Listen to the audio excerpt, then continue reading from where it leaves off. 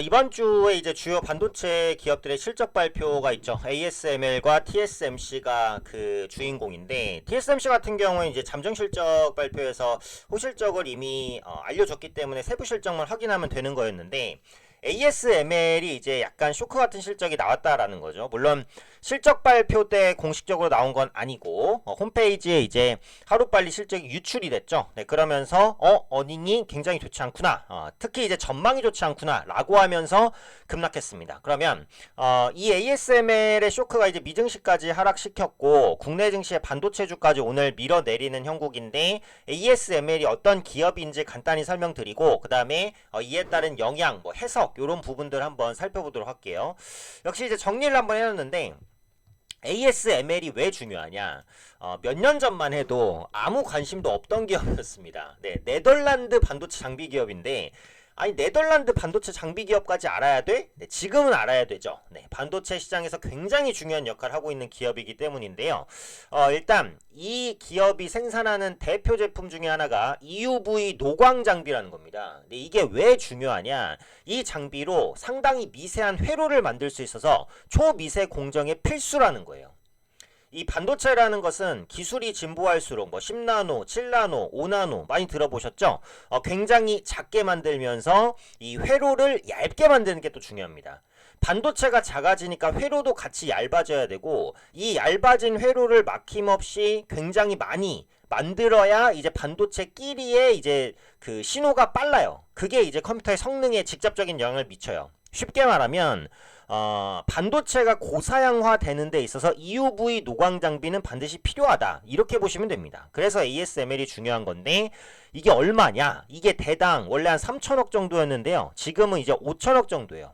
5천억. 네, 어마어마합니다. 5천억이면 웬만한 건물 하나 지을 수 있는 돈이에요. 그 정도로 노광 장비가 비쌉니다. 근데 이게 고성능 반도체에 쓰이는 장비다 보니까 아무래도 AI 반도체와 직접적인 영향이 있어요. 그래서 AI 반도체 관련주로 자연스럽게 분류가 되는 거죠. 근데 이번에 실적이 안 나오면서 이제 반도체 성장이 조금 둔해지나, 이 우려감이 다시 부각됐다라는 건데, 일단 실적을 보면요, 3분기 예약 실적이 이제 26.3억 유로, 전분기 대비해서 53% 마이너스, 예상치 대비해서 상당히 쇼크입니다. 그죠? 3분기 예약 실적이 예상치 대비 뭐 거의 반토막이 났다라고 보시면 될 것 같고, 추가적으로 2025년 가이던스 하향 조정까지 됐어요. 근데 이 부분에 대한 일단 해석을 한번 해볼게요.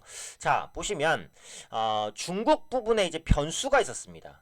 지금 보면 대중 수출 같은 경우 그동안 매출의 50%를 차지했는데 내년에는 20% 수준에 그칠 것이다. ASML이 최근에 중국발 수출 물량이 굉장히 많이 늘어났었는데, 미국이 대중 반도체 수출, 장비, 뭐 고사양 반도체 이런 부분을 상당히 제재하고 있잖아요. 그런 부분에 대한 영향이 직접적으로 미쳤다라는 거예요. 그래서 일단 이 부분은 업황 자체의 둔화보다는 인위적인 둔화라고 봐야겠죠.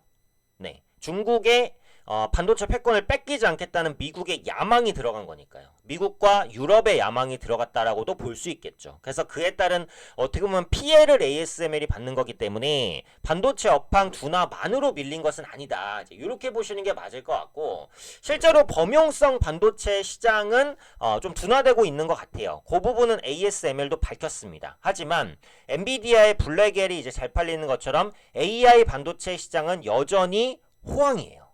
네, 그래서 이번 ASML의 쇼크 같은 경우에는 전체 반도체가 아니라 일단 범용성 반도체에 대한 실적 둔화 혹은 업황 둔화 우려가 조금 더 커졌다. 하지만 AI 반도체는 어쨌든 견조하다. 그리고 중국발 물량이 줄어들면서 생기는 이제 어닝 하락이 있으니까 이 부분은 인위적인 것도 있다 라는 거예요. 그래서 실제로 이제 범용성 반도체의 보급이 줄어드는 것은 좀 아쉬운 부분이긴 합니다만, AI 반도체는 여전히 견조하다라는 부분. 두 번째, 인위적인 조절에 의한 어닝 부진이라는 부분, 요걸 생각하면 이번 ASML의 쇼크를 그렇게 크게 해석할 필요는 없습니다. 오히려 이런 이슈로 인해서 삼성전자나 SK하이닉스 같은 종목이 밀리면 추가 매수의 타이밍으로 잡아보시는 게 좀 더 유리한 전략일 수 있겠다, 이런 생각도 들죠.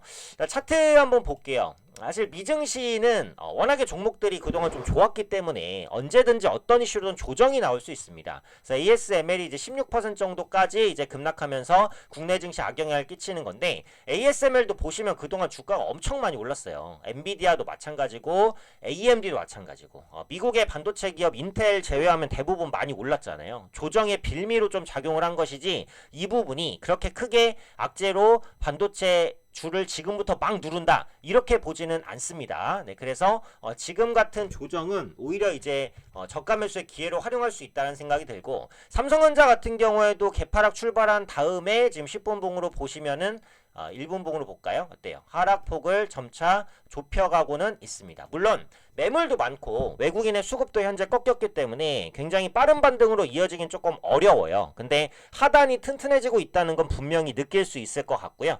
제가 삼성전자에 대해서는 계속해서 말씀드렸죠. AI 반도체 시장이 성장하면 삼성전자도 성장을 합니다. 네.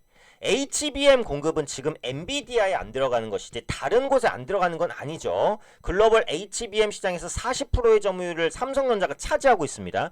엔비디아 이번에 콜 테스트가 아직 통과되지 못했지만 뭐 다음 세대로 뛰어넘어서 공급할 것이다 뭐 이런 얘기도 있고요. HBM에 대한 투자는 계속해서 할 거고, HBM 플러스 GPU를 TSMC 장비로 묶은 게 AI 가속기입니다. 네, 그래서 AI 시장의 성장은 삼성전자의 성장과 분명히 일맥상통합니다.